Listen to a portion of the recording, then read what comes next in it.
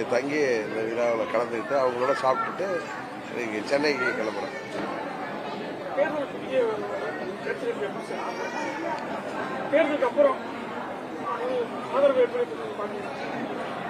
நான் இங்கே 2 நாள் அங்கே தான் இருக்கேன். போகிற இடத்துலலாம் மக்கள் வந்து உறுதியாக நீங்கள் நல்ல வாக்கு வித்தியாசத்தில் வெற்றி பெறுவீங்கன்னு சொல்கிறேன்.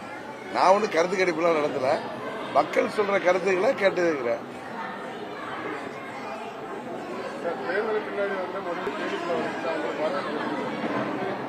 நீங்க தான் பார்த்துட்டு இருக்கீங்களா, 14 ஆண்டுகளுக்கு நான் அரசியல் ரீதியாக வந்தாலும் இடையில ஒரு 7 வருஷமா நான் வந்து போயிட்டு இருக்கேன் கட்சி நிகழ்ச்சிகளுக்கு. ஒரு வேட்பாளராக எல்லா கிராமத்துக்கும் போறப்ப, எல்லா ஊருக்கும் போறப்ப அவங்க வீட்டில் ஒருத்தனா என்ன நினைச்சிட்டு இருந்திருக்காங்க. எப்பயுமே நான் ஒருத்தனா இருக்கேங்கிறத அவங்க சந்திக்கிறப்ப எனக்கு பெரிய மகிழ்ச்சியா இருந்துச்சு. ஜாதி மத வித்தியாசம் இல்லாம என்ன அவங்க வீட்டு பிள்ளையா எல்லோரும் நமது தேனி நாடாளுமன்ற தொகுதியில் ஏற்றுக்கொண்டிருக்கிறார்கள் என்பதை என்னால் உணர முடிஞ்சிச்சு. எனக்கு பெரிய மகிழ்ச்சியா இருந்துச்சு, பெருமைப்படுறாரு.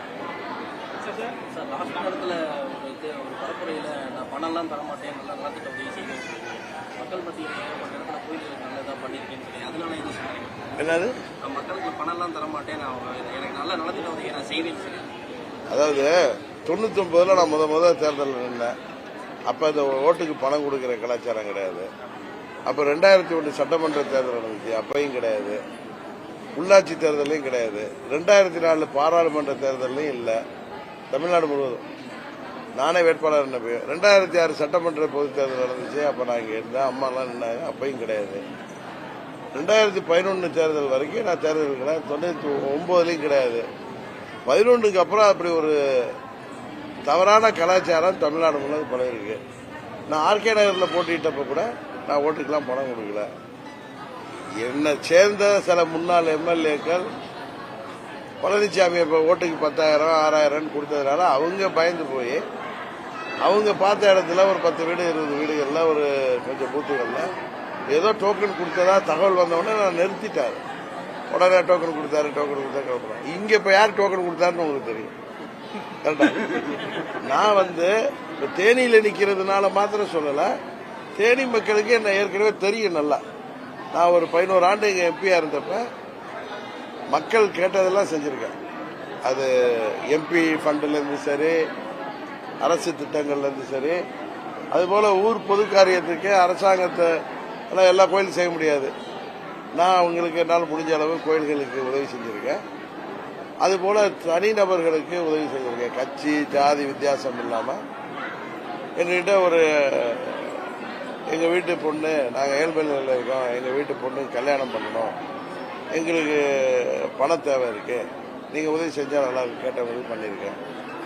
அதே மாதிரி உங்களுக்கு தெரியும், ஸ்கூல் படிக்க வைக்க முடியல, ஏழ்மை நிலையில் இருக்கோம், எங்க பையனுக்கோ பொண்ணுக்கோ ஃபீஸ் கட்டணுமாங்க, கல்லூரிக்கு கேட்டிருக்காங்க. நான் சொல்லி காமிக்கல, எதனால நான் பணம் கொடுக்க மாட்டேன்னு சொன்னப்ப நான் சொன்னதை சொல்றேன். நான் எங்கேயுமே நீங்க பரப்புரையில நான் சொல்லல.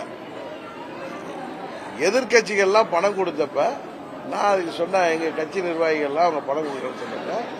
முதல் அன்னைக்கு ஆதிப்பட்டி போனேன், புதிப்புறம் போனேன். எனக்கு அது பெரிய பழக்கம் இல்லை. இன்னொன்று, நான் மக்களை எல்லாம் என் உறவுகளாக நினைக்கிறேன். இவங்களெல்லாம் 500க்கும் 1000த்துக்கும் கொடுத்து விலைக்கு வாங்க எனக்கு பிடிக்காது. அது அவங்களை அவமதிப்ப மரியாதை செய்யற மாதிரி அர்த்தம். யார் என்ன உதவி கேட்டாலும் என்னால் செய்யக்கூடியவன். அது பள்ளி படிப்புக்காக இருக்கட்டும், திருமண உதவி. ஏன் இன்னும் சொல்ல போனா சில பேர் நிறைய கடன் பட்டு கடனை அடைக்க முடியாமலாம் என்கிட்ட உதவிக்கு வந்திருக்காங்க. அதெல்லாம் வெளியில தெரியாம பண்ணியிருக்கேன். பல தரப்பு உதவிகள் செய்திருக்கேன். அதனாலதான் இந்த மக்கள் என்ன மேல அவளை நான் வந்து அவர்கள் செய்த உதவியெல்லாம் யாருங்க மறக்காம என்னை வந்து அவங்க வீட்டு பிள்ளையாக்குறது நான் அந்த திருப்பி தேர்தலில் வந்தப்ப என்ன அமோகமாக வரவேற்கிறாங்க. அவர்களுக்கு போய் அவர்களை அவமதிக்கிற மாதிரி நாம ஓட்டுக்கு பணம் கொடுக்க மாட்டேன். அவர்கள் வெற்றி பெற செய்தால் தொடர்ந்து அவர்களுக்கு நாம் என்ன செஞ்சுட்டு இருக்கோமோ அது மாதிரி உதவிகள் செய்வேன். என்னுடைய பழக்கம் இங்கே நிக்கலனாலும் வேற எந்த பேர் இருந்தாலும் நான் இதை தான் சொல்றேன். இதுதான் உண்மை.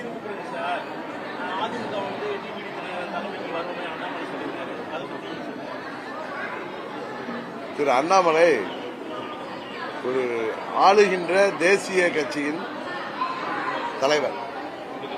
அவர் ஏனாதானான்னு பேசுற நபரும் கிடையாது. நல்லா படித்தவர், திறமைசாலி, இன்னொன்னு சிறப்பாக செயல்படக்கூடிய ஒருவர். அவர் யாரையும் மோகஸ்துதிக்கு என்ன மாதிரி அவரு மோகஸ்துதிக்கெல்லாம் பேச மாட்டார். அவரும் உள்ளத்திலேருந்து பேசுறவர் தான். அவர் அவருடைய கருத்தை நானே நீ கேட்டுட்டு இருந்தேன். அவர் எதை வச்சு சொல்றாருங்கிறத தேர்தல் முடிஞ்சதை நம்ம பார்க்கணும். அவர் ஒரு கருத்து சொல்றாருன்னா அவர் சும்மா என்ன புகழ்ந்து பேசணுங்கிற அவசியம் அவருக்கும் கிடையாது. அவர் மாதிரி கருத்து சொல்ல வேண்டிய அவசியமும் கிடையாது. ஏன்னா எனக்கு தெரிஞ்சவரை நான் என்ன புரிஞ்சுக்கிறேன்னா, புரட்சி தலைவர் மீதும் அம்மா மீதும் பாஜகங்கிற கட்சிக்கு பெரிய மரியாதையும் அன்பு இருக்கு. அம்மாவுடைய கட்சி, புரட்சி தலைவர் ஆரம்பித்த கட்சி வீடாகிவிடக்கூடாது, அது அழிந்து விடக்கூடாது, அது நல்லவர்கள் கையில வரணும் அப்படின்னு அந்த கட்சி நல்லா இருக்கணும்னு நினைச்சு அவர் பேசியிருக்காரு. நீங்க வேணா டிடிவி தினகரன் அப்படின்னு நபரை சொல்லி நீங்க கேக்குறீங்க. அது இன்றைக்கு ஒரு சொன்னார்ல, ஒரு கான்ட்ராக்ட் கமர்ஷியலா இருக்காங்க. அங்க வந்து ஒரு 6 பேர் கொண்ட கும்பல் அதை வந்து அது பெரிய கட்சிய ஒரு வணிக நிறுவனம் போல் நடத்துறாங்க, வியாபாரத்துக்காக பயன்படுத்துறாங்க. ஒரு பெரிய கட்சி, ஒரு பெரிய இயக்கம். அவர்கள் பிஜேபியை வளர்க்கணும்னு நினைச்சா அந்த கட்சி அழியிட்டுன்னு சொல்லுவார். ஆனா அந்த கட்சி தேர்தல் முடிந்ததும் இவர்கள் கையில வரும்னு சொல்றது நான் என்ன பார்க்கல. அம்மாவுடைய தொண்டர்கள்ட்ட அந்த கட்சி வந்து சேரும், உண்மையான தொண்டர்கள்ட்ட. அந்த கட்சி நல்லா இருக்கணுங்கிற நல்ல இடத்துல அவர் பேசியிருக்கார். ஒரு தேசிய கட்சி, இந்தியாவை ஆள்கிற கட்சி, தொடர்ந்து ஆளப்போகிற கட்சி, அதோடைய மாநில தலைமை 3 ஆண்டுகளாக கிராமமா சுத்தி என் மண் என் நாடுங்க மக்கள்ங்கிற யாத்திரை போகிறவர். இன்னொன்று எல்லா பகுதியிலும் உள்ள மக்களுடைய மனநிலை உணர்ந்தவர். அவர் வந்து உள்மனசுல இருந்து பேசுறாரு. அவர் எனக்கு ஆதரவா பேச வேண்டிய அவசியமும் அவருக்கு கிடையாது. அவர் பேசுறாருன்னா அவருக்கு அம்மாவுடைய இயக்கத்து மேல உள்ள அன்போ, அந்த இயக்கம் நல்லா இருக்கணுங்கிற நல்லெண்ணமோ தான் வெளிப்படும். அப்படிதான் நம்ம அதை பார்க்கணும். என்டிஏ கூட்டணி இந்த தேர்தலில் மோடி அவர்கள் பிரதமராக வரணுங்கிறதுல தமிழ்நாட்டு மக்களும் அவருக்கு ஆதரவு அளிக்கின்ற விதமாக இந்த முறை உறுதியாக நல்ல வெற்றியை பெறுவோம். அதுபோல நல்ல வாக்கு சதவீதத்தை பெறுவோம்.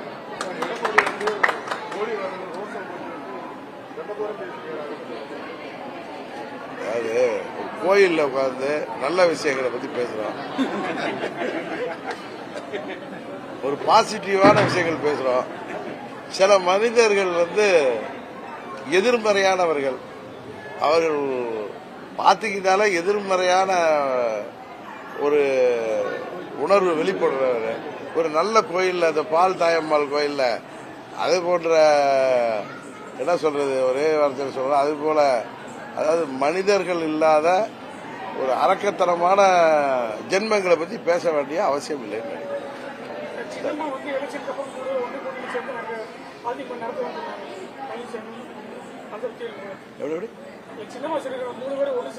மூணு பேருங்க